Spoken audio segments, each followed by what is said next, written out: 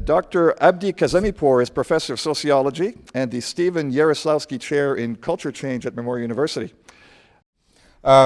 Basically, the topic that I will be talking about today here is something that is applicable to sort of all immigrants in terms of the conceptual framework that we can use in understanding the process of integration for immigrants. But there are also certain stuff that are specifically applicable to Muslim immigrants. And I'm hoping that we can sort of put both elements together and develop a better appreciation and understanding of the complexities of this issue.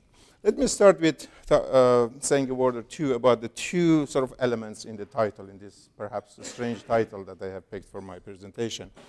It takes more than kind smiles and nice gestures. When I talk to immigrants in different capacities, and I have been working with immigrants as subjects of my research, and I have been helping them settle in this country when they arrived, and I have been, of course, reading the literature on immigration. In all these conversations and from these different types of data that I have managed to gather, it seems to me that when immigrants are asked about their impression about Canada and Canadians, there is some sort of pattern in the answers that they give to that question. When this question is asked in the first couple of months after their arrival, they're not really talking about Canada as a whole, as a country. They talk about Canadians. They talk about the individual people that they have interacted with and have helped them. And so they don't say anything about the institutional, for example, environment in which they are living, or the general properties of the country. So they talk about individuals. And some of the most frequently used words in those conversations are the ones that you see on the screen. Canadians are kind, nice, friendly, gentle, helpful, smiling all the time. So these are all sort of positive elements that come up in those conversations.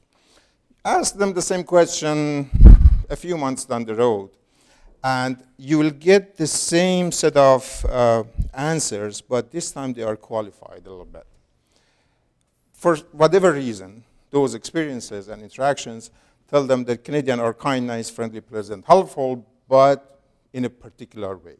And some immigrants actually that I asked these questions from, they were sophisticated enough to pick up the sort of the politically correct culture of the country, and said that they are kind and everything, but in their own special way. So they didn't want to say anything critical. But these are some of the keywords that have surfaced in those conversations. And this is not based on my own studies. These are the things that I have collected from different pieces of literature that are out there. Actually, for example, the word fake, which seems to me the harshest one here, has come from the answers of some Jewish immigrants who came from Israel to Canada. So these are the kind of sort of a general set of words that are said by all sorts of immigrants, not necessarily the Muslim immigrants that I will be talking about here. A few months down the road again, if the same question is asked from them, that is where they start talking about Canada as a country, as a bunch of institutions, for example, not just the individual Canadians. And again, there they start with talking about the fact that Canada respects human rights, there are all sorts of freedoms, the rule of law prevails in the country, there is a peaceful country, all these positive things. A few months down the road again, they qualify that by saying that, well, all of those are there, but Canada is also a very closed society. So what that tells me is that it seems that the encounter between immigrants and the Canadian society has different layers to it, has different sort of dimensions. They are encountering different facets of the Canadian society. And if we want to understand this process of integration, we have to look at all these different facets and different layers separately. Sometimes these happen in some sort of temporal way and in some sort of sequence. Sometimes all of them are present simultaneously. So immigrants might have a very positive view, but one particular aspect, not the other one. So it is useful to develop some kind of understanding of this process that allows for this multiplicity of facets and dimensions. That has basically informed the kind of conceptual framework that I have used, different versions of that I have used in my previous studies, but over time I have sort of used the findings of my studies to make it more complete, and I would be more than happy to hear your comments and your feedback and make it even more elaborate and more sophisticated. But this is pretty much what I think at the moment. That immigrants, when they come to a country, regardless of how familiar they are with the language of the country, the culture, the economy, how well they speak the language, they start in their own small sort of area with some sort of tentative boundaries around them. They do not become immediately a part of the whole society. And then over time, they start blending into and integrating into the host society. They do not integrate into the whole society as a whole. They integrate into, oh, I realize that they have remote as well. They integrate into, first, the institutional part of the whole society. They have to put their children at school. They might have to use healthcare services. They can go to the judiciary system for some services. They might have encounters with police forces, all these things. So it is the institutional phase of the society that they have to encounter with first. Then, of course, they have to put food on the table, and they have to find a job. They will get into interaction with the economy. They have to develop social ties and relationships with other people. Then they try to sort of blend into the social domain. And this is also perhaps the most abstract and distant aspect of integration, but that is an aspect and dimension that has to be paid attention to as well, because as long as immigrants see that the media doesn't put them on the spotlight all the time and doesn't give them a special treatment, then they feel more comfortable as being just a part of the broader society. So what will happen is that if the immigration integration is successful, these temporary boundaries disappear over time. This is the ideal scenario. In that case, then immigrants are indistinguishable from the larger population. They become one with the larger population. But as we know, this is the ideal scenario, and it is equally likely to have the opposite scenario as well, in which all those tentative and temporary boundaries become solidified, become permanent, become sort of impassable. In which case, then, we have immigrants ghettoized in the new society, ghettoized in terms of on the urban landscape, ghettoized on the occupational landscape, ghettoized in terms of culture that they subscribe to, all sorts of things. So, and this is the worst case scenario. And of course, when we are talking about specific countries, they can be located anywhere on this continuum between these two extreme situations.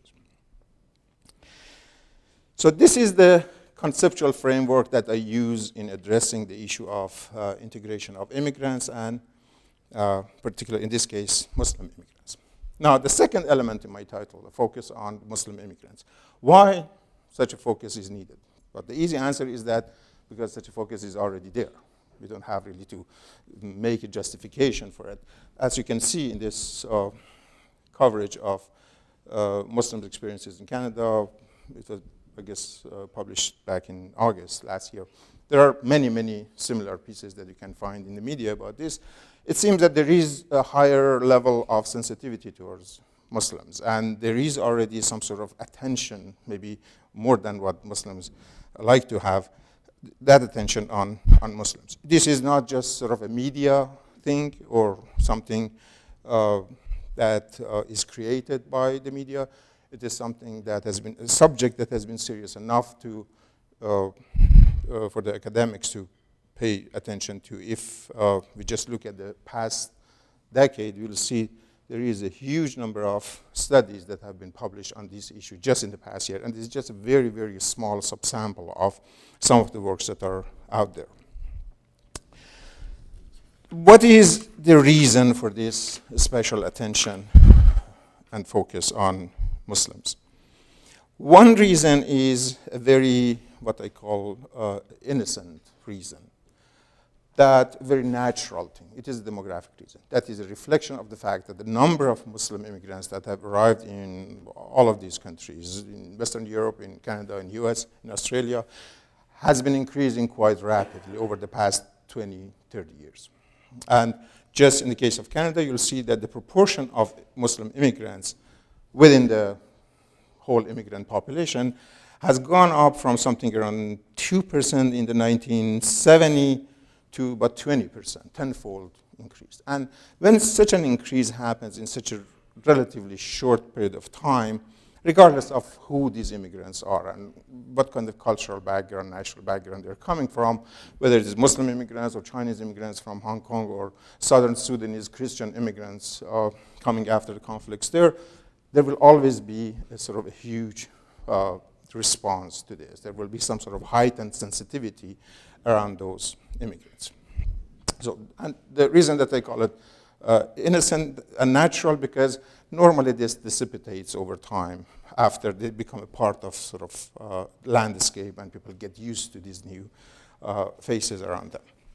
But there is a second reason for this particular attention that Muslims receive, and that is because of a perception out there that Muslim immigrants are unlike any other immigrant groups. And there is something different about them that makes them sort of a separate and exceptional case. Therefore, all the stuff that we know about all immigrants are not applicable to Muslims. We have to think about them differently.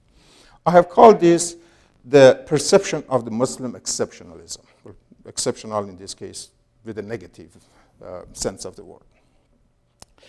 The most articulate and explicit formulation of this Muslim exceptionalism can be found in Europe, much less so in the United States, and much, much less in Canada.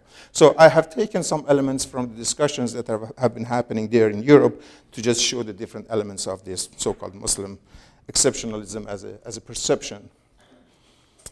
Bruce Bauer, one of the very sort of vocal people against the Muslim immigration in Europe, this is something that he has said, even after years or decades in Europe, Muslim immigrants remain largely unintegrated. So that's the first element of that perception about Muslim immigrants that makes them, in their views, distinct from all other immigrants.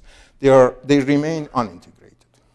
The second element, from another very vocal activist in this area, again in Europe, the Muslim immigrants do not want to integrate into the liberal democracies that they migrate to. So they are not integrated, but the reason that they are not integrated is because they don't want to integrate, not that there are something wrong out there or there are some sort of obstacles that they are facing. It is because of something intentional, something deliberate and conscious on their part. The third element is from a Dutch politician, well known, I guess. The reason that Muslims do not want to integrate is that they have a different goal in mind. They want to dominate and submit the Western society. So they come with their own agenda. Therefore, integration is really not a part of their thinking. And the last element is that there is no distinction between moderate Muslims versus extremist, conservative versus liberal. All of them are like that. So put all these elements together, then we'll get this picture. We have one huge group of Muslims, no distinction between them, no variation inside this group. They want to dominate the Western countries. They immigrate there. Because of that goal, they do not want to integrate, and therefore they do not integrate. Put all those elements together, we get a particular perception. How should we respond to that? I guess if you formulate and define the question like that, the answers are pretty easy to come up with. I will have to perhaps skip over some of these or go over them very fast so that I get to the main part of my discussion, or what my son calls the meat and potato of the talk. So for the next couple of slides, I will just mention them, but if there was any question and any interest in talking about them in more details, I will come back to this.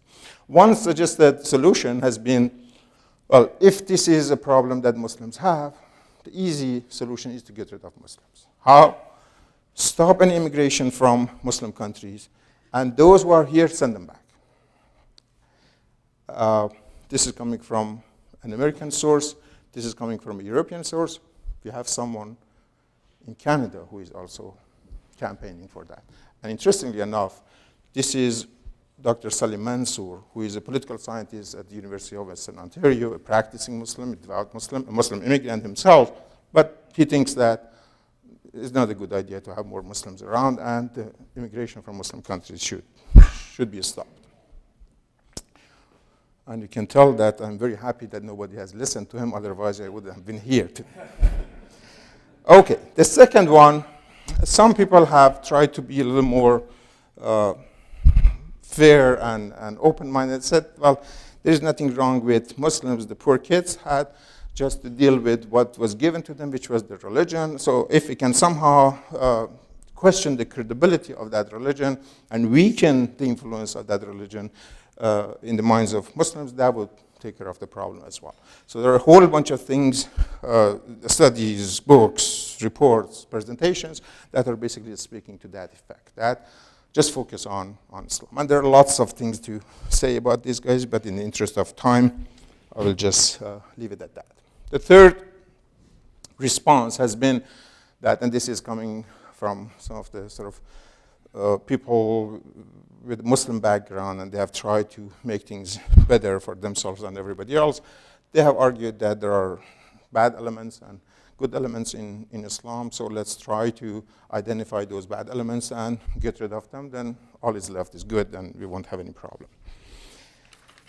Some Muslim scholars have tried to talk to Muslim immigrants themselves in order to sort of ease off the situation by suggesting to them that they need to reinterpret Islam in order for two things to happen. One is, and you can see that in the subtitle of one of these books, to develop a perception or to develop a particular interpretation of Islam that would allow them to live with pluralism, to live in countries that are more diverse culturally and ethnically and religiously, and Muslims have to get used to that. So they have some work to do on themselves. The second thing they are emphasizing here is that, and again, that is a reflection of perhaps this particular title in Arabic. This says, the title is في فقه الأقليات المسلمة, which means that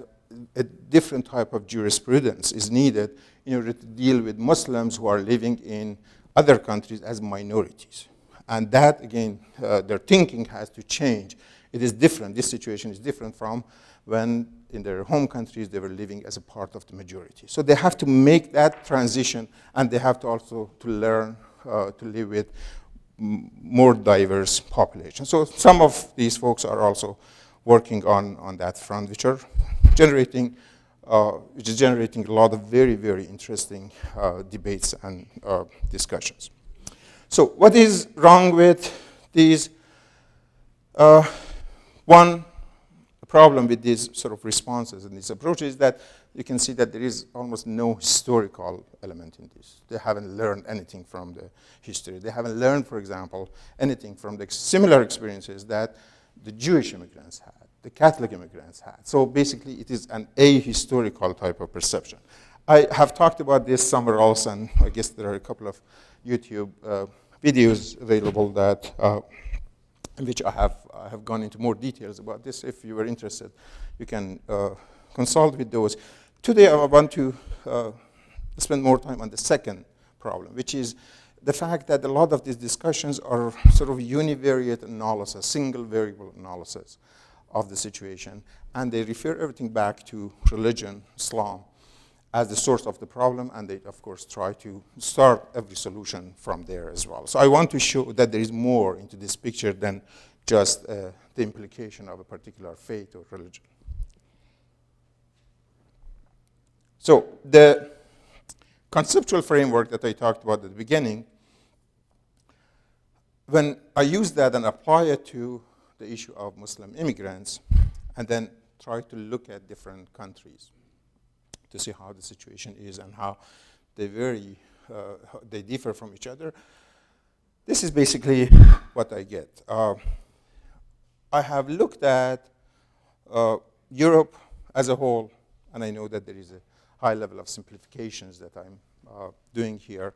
There are all sorts of variation and differences within Europe, but just to give a general idea and the general picture, it seems to me that the boundaries around Muslim immigrants in European countries have got very close to that extreme scenario that I talked about before, that they have been sort of cut off from all the major institutions, social domain, economic domain, and also, of course, they are represented in negative light in the media as well. So I think Muslim immigrants have a very difficult time in Europe in order to blend into their society because of all these relatively permanent and thick barriers around them. Situation in the US is slightly different. I think in the US, Muslims have difficulty on the institutional front, on the social front, particularly on the media, but not so much in the economic domain. They have much easier time integrating into the economy, the US economy. It is very interesting in a survey that was done just a couple of years back, and Muslims were asked to rate the most difficult and the biggest challenge that they are facing. Well, there are all sorts of issues there. The economic challenges, economic difficulties was mentioned by only 2% of the Muslim population, which is a hugely different thing compared to Europe and also to Canada. In Canada, it seems to me that based on my reading of the information and the literature, that Muslims do not have a lot of problems on the institutional front. They do not have a lot of problems on the media front, and this might be surprising to some of my colleagues, and they don't like it when I say that. But they have huge problems in the other two domains, social and economic. So that is basically what guides my study, and I have tried to focus on these two domains and see what is happening there and to what extent things can be fixed or improved. So I will be looking at the economic front first, and then I'll look at the social arena as well. Some very broad indicators of economic integration that are used through various surveys that have been done by StatsCan and other agencies. I have used to examine this sort of the economic part of the picture. And I have been working on a book manuscript on the same topic, and there are a lot more information there. I have just chosen a select few to talk about here. Here I have started with the broadest indicator of economic integration, income and employment. What you have here is, good, this thing is working. So I have two indicators. One is the average income, the other is the average number of weeks that people have worked in the previous year. That means the year prior to when the census was done. So in this case, this is coming from census 2001, so it's talking about how much work they have done in 2000. If you focus on the bars, you'll see that that's the average income, and it's reported on this scale. The average income for Muslims is the lowest compared to people of all other religious backgrounds. If you focus on these triangles, which is the amount of work that they have done, again, for Muslims, and that's reported on this scale.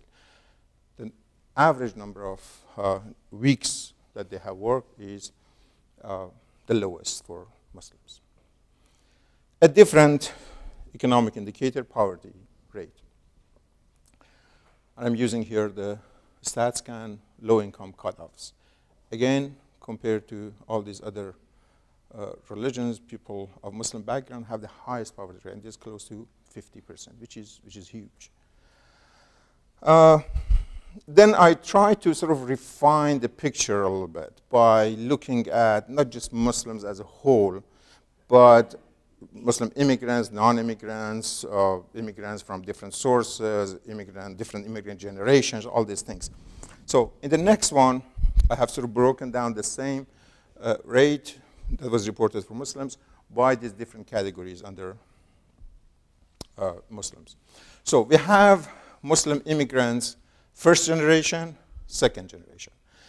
we have first generation coming from all these different countries. The lowest rate is reported by the Muslims who are coming from the United Kingdom, and this is about 23-4%. So even that is much higher than the national average. But you can see that, for example, Muslims who are coming from Italy, they are having close to more than 60% poverty rate. Now, looking at the right-hand side of the graph, we are looking at the second-generation Muslim immigrants who were born here in different provinces. And again, you see that the lowest one in Alberta starts with 30-some%. So even for the second-generation immigrants who were born here, raised here, and have gone through the same education system, and theoretically speaking, they are more familiar with the language and everything, the poverty rate is close to 30%, more than 30%. And for those who are living in Quebec, more than half, more than 50%. And that Quebec situation is a situation that needs a separate discussion by itself. Okay, so there are a whole bunch of indicators, economic indicators that I have used in the book that basically speak to the same effect. Then I switched to the possible reasons behind this particular economic profile of Muslim immigrants. I first looked at, again, some very general expected factors that can cause those particular trends. Lower level of education can be one factor. Immigrant status, the fact that a lot of Muslims are immigrants, and all those things that you're looking at might be just a reflection of the fact that they're immigrants. And this is the same for all immigrants. It might be because Muslims are not only immigrants, they are recent immigrants. The majority of Muslims have arrived in the country in the past 20 years. So the recency of their arrival can be the reason behind those factors, those trends. It could be because of a particular composition in terms of immigrant class. There could be, for example, more refugees or family class coming and less skilled workers, and therefore the averages basically reflect those less or poorer performance by those other categories than the skilled worker category, which is the main category that we have to worry about. It could be because of language problems. Some immigrant groups have a particularly difficult time with learning the language, and it is a very slow process, and that could be also another reason behind this. It could be because of the lack of prior work experiences before coming to Canada. That makes it less likely and more difficult to find a job in Canada and have a decent income. So looking at all of those one by one, lower level of education, this is the distribution of people of different religious backgrounds along the educational scale. What you see here on the right-hand side are the educational degrees that are above high school. So starting with college and then university and everything all the way to doctorate. And the different colors for these different lines that you see represent different religious groups. The top one is highly overrepresented in these higher education categories are the Jewish, people of Jewish background. The second highest one is that of Muslims, the black one. So it seems that that poorer and less than average economic performance profile does not match with this higher than average or being the second best in terms of their educational background. So education doesn't seem to be explaining what we saw before. Being an immigrant, it's easy to check this, separate the groups into immigrant and non-immigrant and see what are the differences. This is what is reported for Muslims. There's not much difference between immigrant and non-immigrants. The non-immigrant Muslims, or these guys here, have a poverty rate higher than even the immigrants of all these other groups. So their status as immigrant doesn't seem to be explaining that either. Being recent immigrants, well, that is another possibility that because they are recent, they haven't basically learned how the language, how the job market works. They are not quite familiar with the language. So there are all sorts of things about recent immigrants that can explain their poorer performance, and this might be the case for Muslims. And a lot of Muslims are Muslim immigrants are recent immigrants. So the way to check for this possibility is to separate recent immigrants and more established immigrants, and look at the situation from that perspective. Luckily, we had the data generated by StatScan called the Longitudinal Survey of Immigrants to Canada that basically took a group of immigrants who all arrived in 2001 or 2 and surveyed them 6 months after arrival, 2 years after arrival, 4 years after arrival, basically all the immigrants who arrived in that particular year.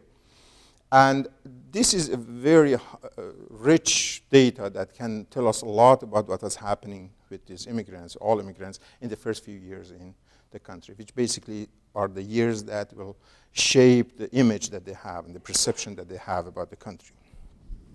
Using that data, I try to look at the recent immigrants and see, just focus only on the recent immigrants and see whether the situation is anything different there. This is the average income reported by these immigrants based on their religious background. And you see here the red line, this is for Muslims. In all 3 waves of this survey, they are the ones that have reported the lowest average income. So even within the recent immigrant group, Muslims are the most disadvantaged. And the one that is at the top is for Jewish immigrants. And the rest of them are pretty much in the middle. Looking at how much time these recent immigrants needed to land on their first job, which is again a very important indicator of how they will do afterwards.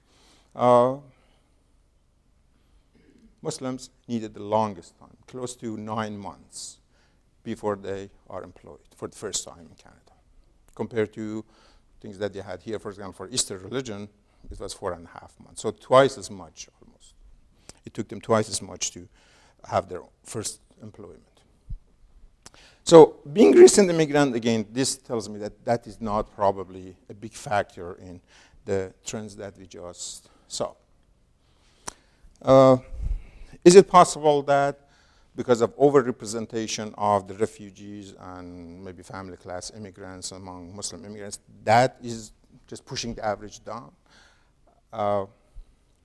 Break the whole thing down by these different immigrant categories, and you see that that doesn't change the picture much. Again, for the skilled worker immigrants, which is the most important category for me and from the purpose of policy making, Muslim immigrants are the one reporting the lowest incomes consistently through all the waves.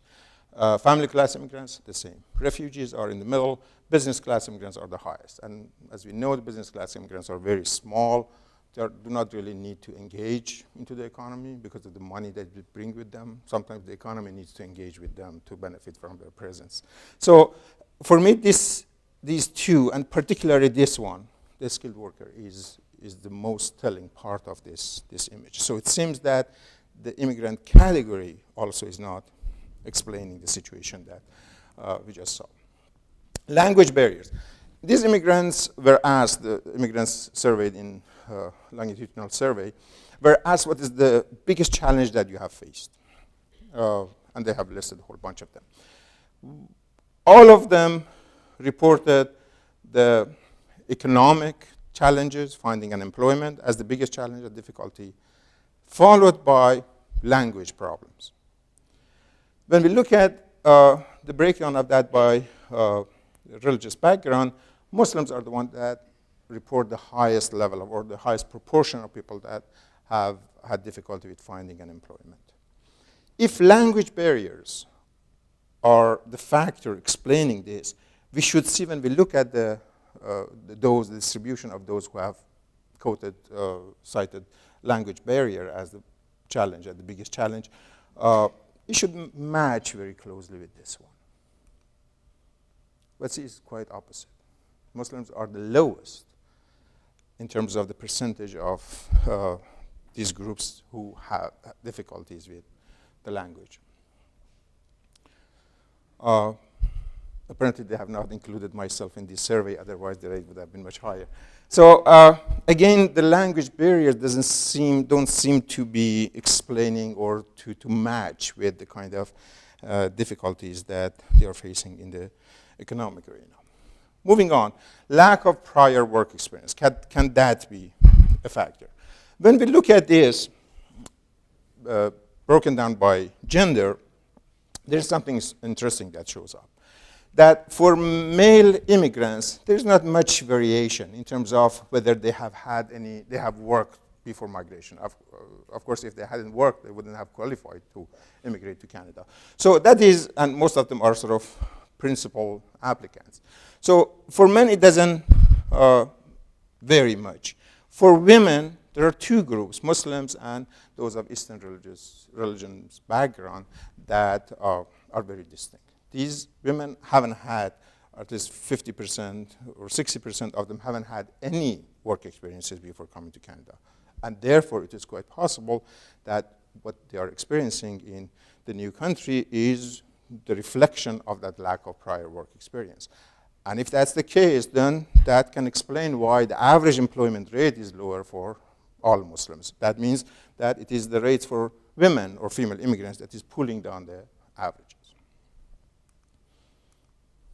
Looking at their situation after migration, again, for female immigrants, the only group that is sort of away from all these other ones is for Muslims.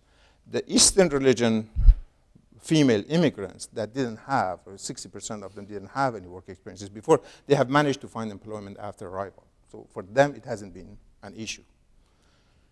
It is only for Muslim female immigrants that has become an issue. So again, there's something distinct about Muslim immigrants. In the statistical terms, this is called the interaction effect. That means that a particular thing is happening depending on which group we are talking about. So this negative impact of lack of work experience before migration on post-migration experiences is only there for Muslims, not for other groups. So if those factors are not at work, what else can explain this? So here we are moving, sort of shifting slightly away from the purely economic factors or the factors that directly influence economic performances to the factors that are more social in nature and are a little more distant from the economy and are operating behind the scene or something. So what are those? It could be because of a lower rate of recognition of prior work experience. Not that they haven't had work experience before, but they haven't received the recognition for it. It could be because of a lower rate of return to education. Not that they are less educated, but their education does not pay off as much in the Canadian job market. And it could be because of discrimination, some sort of discrimination in the job market against them. The first one, seems to be the case here, because these are the people whose work experiences outside Canada before migration has not been recognized in Canada. For all immigrant groups, you see that the rates are either lower or they're declining after 2 years, after 4 years. The only group that it has actually increased and has remained stable is for Muslims.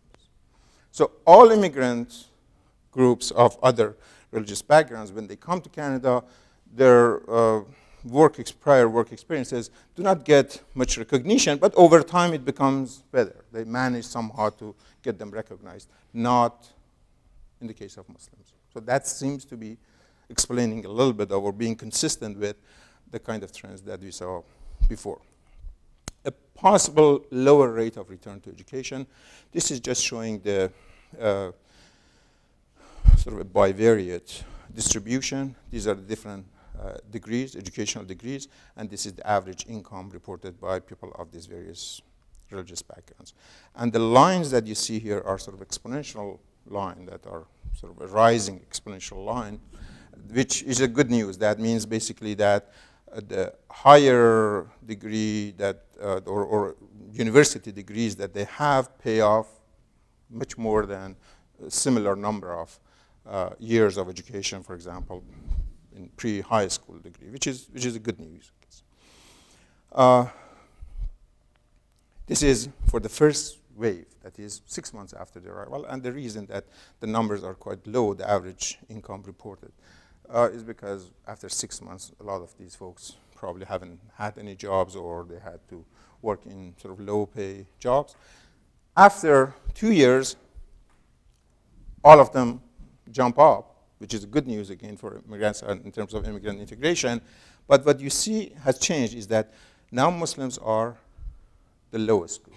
And the line has changed, the nature of the line, from being an exponentially rising one to a straight line, basically. That means the higher rewards that you will get for having more higher education, university education, is no longer happening for Muslims.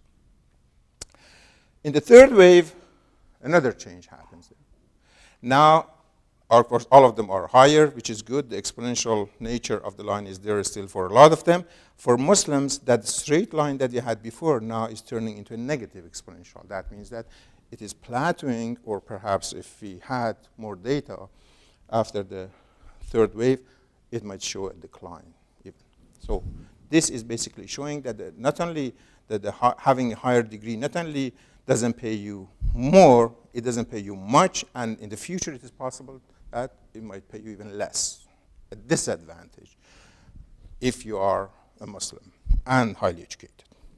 So it seems to me that the rate of return to education is more of a factor than the education itself.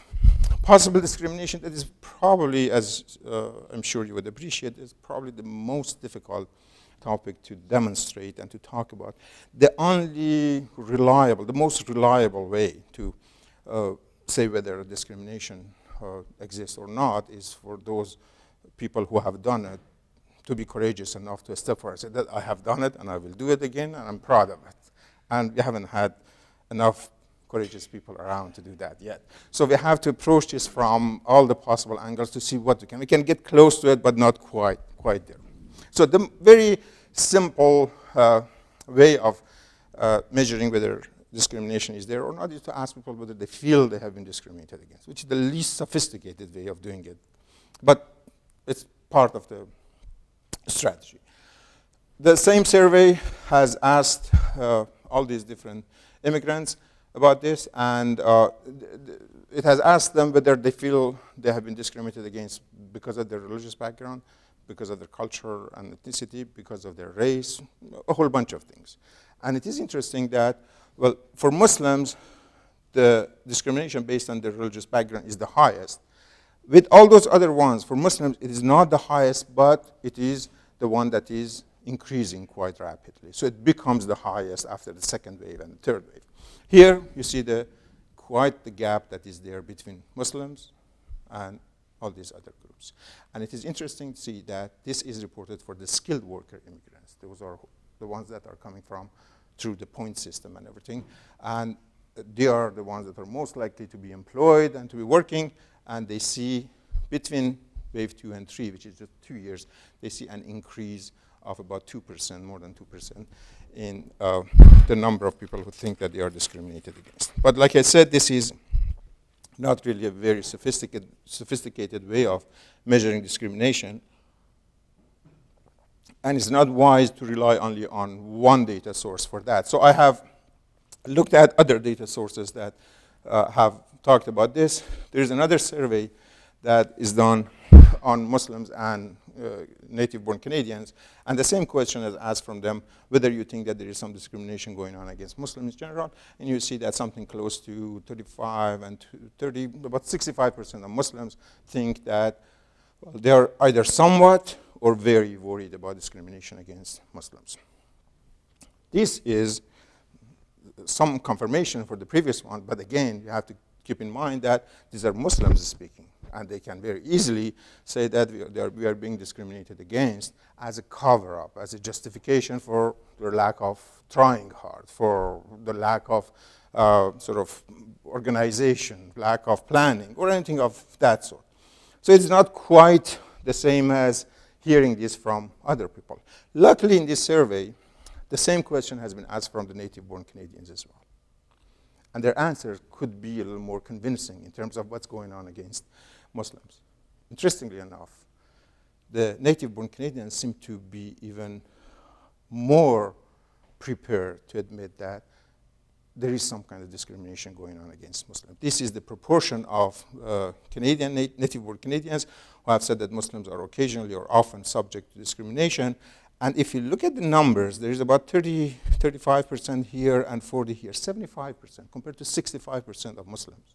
So it seems that the Canadian, native-born Canadians are prepared in larger numbers to say that something is going on there. And this is important because if someone is doing discrimination against Muslims, it should be the non-Muslims. So they are, in a way, are admitting something. So this is the closest that we can get to those courageous people that I talked about.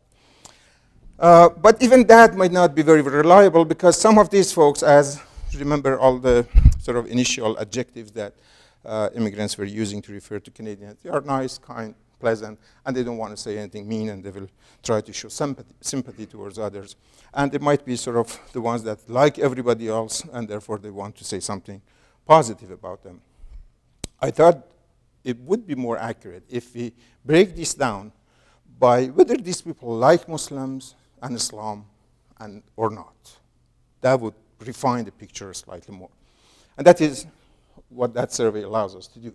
So the breakdown of the same answers, this time by whether they have a positive impression of Islam or Muslims, a negative impression, or have no idea, neither positive nor negative. It would be interesting to see the structure and distribution of the answers. The positive one, if that argument is valid, we should see a much higher number of people admitting that Muslims are often or occasionally subject to discrimination. And that is the case. So those who have a positive impression of Islam and Muslims are ready to admit that Muslims are being discriminated against. Now the key part is the negative ones. If that argument is valid, we should see the exact opposite of this profile. And that's not the case. Even those with a negative impression of Islam, they are still ready, almost in the same numbers, maybe with a difference of 4 or 5%. They are ready to admit that some kind of discrimination is going on against Muslims. How about those who have no idea what's going on around them? The same. So basically, it seems that this is not related to whether they have sympathy for Muslims or not. This is very close to a sort of a pure objective observation that they might have. Okay, so those were basically what I have said so far. I have looked at the things that are happening in the economic domain, and then moving slightly away from the purely economic domain to that boundary area between economic and social. And now I would like to spend these 10 minutes on the social part and the interconnection that this has with the economic. The level of contacts that Canadians have with Muslims. The same survey that I mentioned has asked Canadians to say how much of a contact they have with people of these different backgrounds. And this was reported for Muslims. The lowest or the highest percentages that have reported that they have never or rarely had any contacts with Muslims. So it seems that the level of social contacts with Muslims is quite low. And that is lower than any other group that we have here. So that economic picture is there. Now put this side by side with that, and we'll see how this might play a role in the whole situation. So with these two, then what can we expect as a kind of outcome?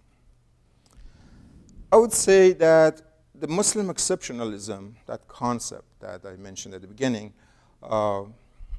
is a valid concept, but not in the way that it was defined by these European activists. I think there is something distinct about Muslims and Muslim immigrants, but it is not the kind of religious convictions and the impact of those religious convictions on their behaviors.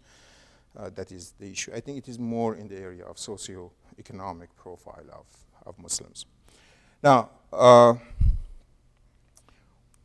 if we look at the perception of these immigrants after arrival in Canada and after spending some time in the country and after going through all these experiences. That would be a very interesting question to ask them whether whether what they experienced was better or worse or the same as what they expected to see.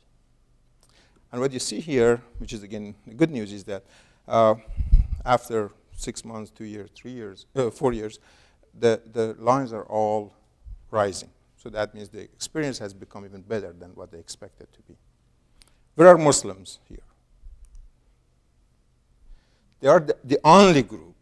So if you want to talk about Muslim exceptionalism, that is one facet of that. They are the only group that were having a much better time in the first 2 years. So the rate increased much sharper than these other groups, but then it started to decline after the second year. So somehow, whatever those experiences are, and whether our reading of those experiences are correct or not, they have resulted in this particular type of feeling, that they don't think that the experience was better than, or a smaller number of them, a smaller proportion of them think that the experience was better than expected. Another very interesting question that can be asked is whether, if you had a choice, whether you would come to Canada again, if you had to start all over again. The second lowest group for Muslims. Again, keep in mind that the second lowest is Muslims, but the rate is 70%. So in general, it is still something, sort of a positive experience. But at least there are 30% of them that think that the experience has been so negative that they wouldn't even consider coming to Canada if they had this chance again. Ask them what they think about the future, their future in Canada. About 35 and 25, about 50% of them at least, are either somewhat or very concerned about their future or the future of Muslims in the country. So there is some sort of concern, predominant concern, and sort of negative feelings about the kind of experiences that they have gone through is there in the air. Okay. Now, the solution. If this is assuming that you are as convinced as I am that the problems are in these two areas of social and economic, I want to add one more element to this picture by saying that these two are not totally separate from each other. These are not two very independent domains and territories that we have to work on independently. There is some kind of connection from the social coming all the way to the economic. Things that are happening in the economic domain are of two nature. There are certain things that are purely economic, technical, related to jobs, related to assessment of qualification, all those. These are very technical things. But at the same time, there are some very sort of heavily subjective elements there at work as well. There are likes and dislikes that can interfere in the process. So no judgment and decision, economic decision, is purely made on the basis of technical calculations. There are definitely likes and dislikes at work as well. I know that, for example, when for the first time in my job at the university, we were a part of a tenure hearing. One of the questions that you had to answer was, of course, whether this person that we are trying to give tenure to is good in terms of research records, in terms of teaching effectiveness, all those things. But another question was that, do you like to have him around as a colleague? So likes and dislikes were even at a decision that, at that level of professional nature, involves some sort of subjective elements.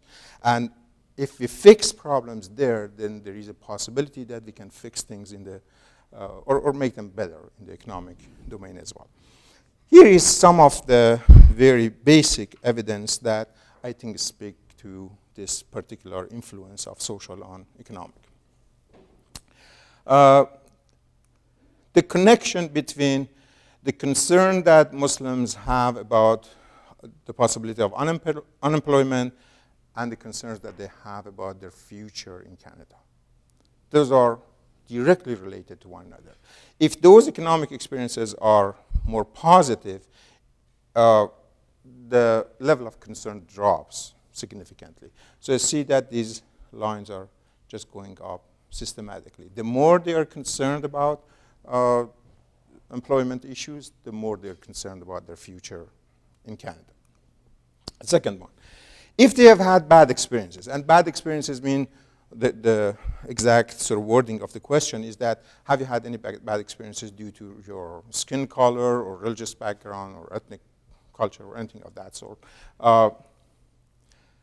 This is the impact of having bad experiences on the level of concern that they have about their future in Canada, on how much they think, and this is as from Muslims, how much they think Canadians are sort of hostile towards Muslims.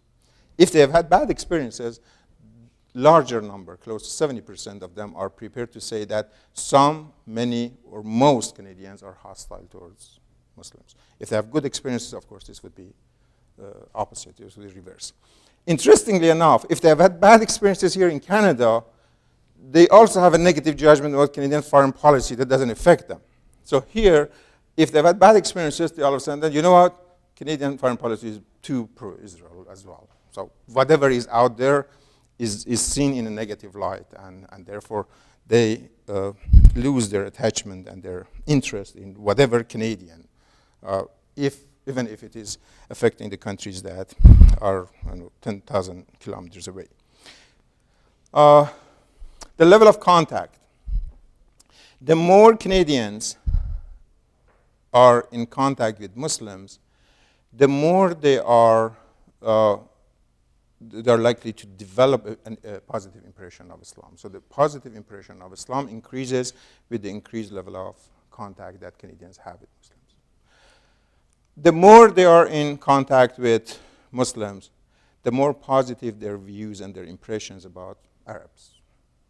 Arabs are just one subset of the Muslim population, but they have become much more visible because of the Middle East conflicts and all those, September 11 and all those things. The more they are in contact with Muslims, the more they are prepared to admit that there is more discrimination going on against Muslims. And therefore, they are likely to do something about it. Now, in the case of Muslims, the Muslims that have the strongest sense of attachment to Canada are the ones that are living in these kind of neighborhoods.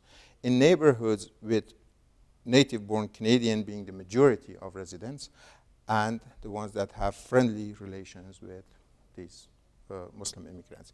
So you see that these two bars, basically these are showing the level of attachment, the strong level of attachment among these different groups. The two bars that are the highest are the ones in which people have friendly relations with others, whether other immigrants or native-born Canadians. But the highest is when they have friendly relations with neighbors that are native-born Canadians, not necessarily immigrants. So just reiterating the point that I think these two areas are the ones that we have to pay close attention to. A lot of Muslim activists basically put a lot of energy into this institutional part. A lot of my colleagues, especially in the communication, and colleagues of Muslim background, they put a lot of energy into this. I don't think that those are well justified. I don't think that those are the main issues that we have to focus on. I think more has to be done on these two domains with the sort of interconnection that is there between the two.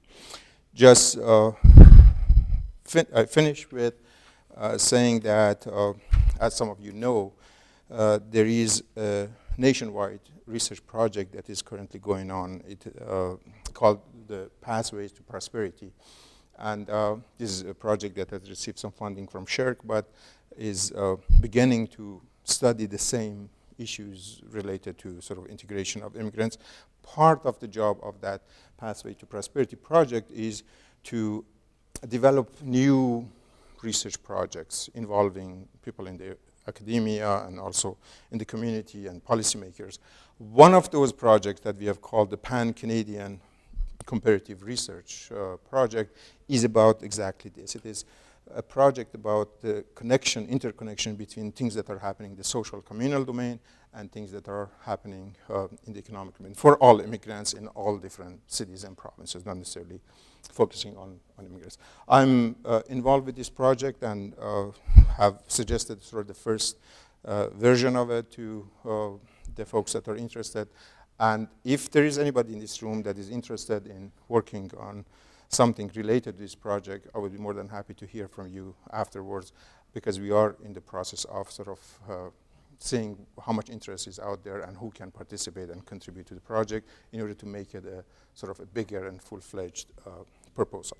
So that's, I guess, all I have to say, and I'll end with this multicultural stop sign here. Thank you. Thank you very much, Abdie.